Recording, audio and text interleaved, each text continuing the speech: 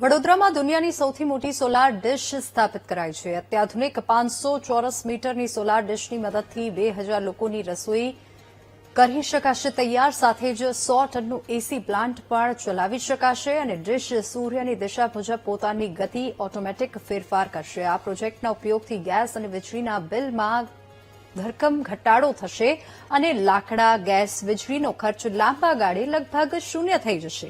પર્યાવરણને અનુકૂળ technology carbon ઉત્સર્જન ઘટાડવામાં અને ઉર્જાના ખર્ચને બચાવવામાં ખૂબ જ મદદરૂપ સાબિત થશે. સોલાર ડિશ ટેકનોલોજીને સોલાર કોન્ટ્રાક્ટર તરીકે ઓળખવામાં આવે છે.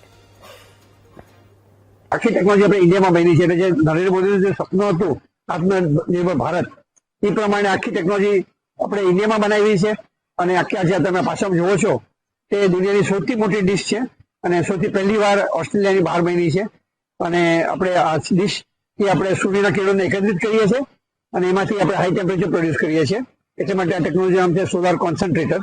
અને હાઈ ટેમ્પરેચરમાંથી આપણે ત્યાં સોલાર બોઇલર મૂકી એનાથી સ્ટીમ બનાવીએ છીએ.